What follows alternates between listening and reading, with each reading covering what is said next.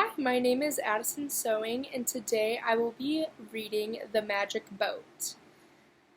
A little boy named Chang, a name which means honest, lived with his mother and White Cat. He spent each day cutting firewood for his mother. One day he saw an old man fall from a single log bridge into the river. Chang rushed to save the old man. The old man was impressed with Chang's courage and selflessness and gave him a small dragon boat. When the old man said, grow bigger, may you brave the wind and water," the boat turned into a large vessel. When he said, grow smaller, you may be a toy again," the boat became a toy again. The old man left Chang with the toy boat and told him that if he ever needed help, he was to call to the east. Grandfather, grandfather, the old man disappeared. Soon the rains came. It rained for 10 days and 10 nights. The water began to rise. Chang brought out his boat and, speaking the magic words, turned it into a mighty vessel that he, his mother, and cat boarded.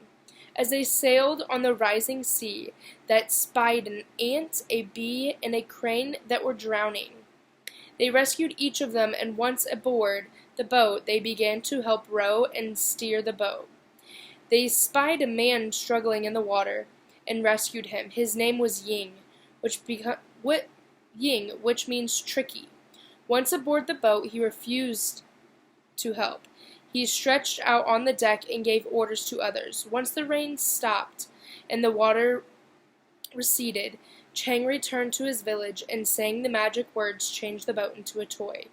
Ying saw this and wanted this magic boat. Chang set about rebuilding his house that had been destroyed in the flood. His mother, the cat, and other animals they rescued helped Chang. Ying did nothing but give orders. One day he suggested that Chang give him the magic boat so that he could take it to the emperor, who would give a lot of money for the boat. This money would be used to rebuild the house. Being a trusting person, Chang gave the magic boat to Ying. Time passed and Ying did not return. Chang went in search of Ying and the boat. He searched for days. One day he heard a large procession coming and the announcement that the Prime Minister was approaching. The Prime Minister was nothing other than Yang. Chang was furious at Yang for stealing his boat, and Yang was fearful of Chang, knowing he had cheated him. He had Chang arrested. When Chang did not return home, the animals went searching for him. They found him hungry, dirty, and bruised. They returned home with him and restored him to health.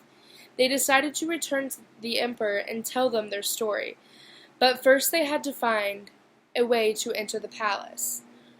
Word was that the emperor's daughter was ill, and anyone who could cure her would be given one wish. Chang discussed himself as a doctor and went to the palace. Chang was taken before the emperor. Seated next to him was Ying, who rescued Chang and wanted him arrested. The emperor, anxious to find a cure for his daughter, decided to allow Chang an opportunity to cure her. Chang pulled out his little red bag of magic medicine and cured her.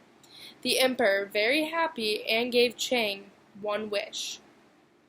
His wish was for her to return his magic boat. The emperor was reluctant. Ying and the emperor decided to trick Chang. If Chang could select the princess from her 7 maids when they were all disguised, then he could have the boat. The princess and her maidens were brought before Chang. The queen bee buzzed around the head of the princess, so he made the right selection. The emperor again refused to give him the boat. The emperor told Chang that he had to prove him that the boat was his. Chang remembered the words of the old man and called to the east, "Grandfather, grandfather!" The old man appeared riding a golden phoenix and told the emperor that he had to give the boat to Chang. The emperor and Ying refused again. The animals began to chant, turning Ying into an old gray wolf and the emperor into a big wild pig. And the old man did. Chang retrieved his boat and returned home with his friends. He used the boat to help others in times of need and to bring joy in times of peace. And that's the end of the oral tale.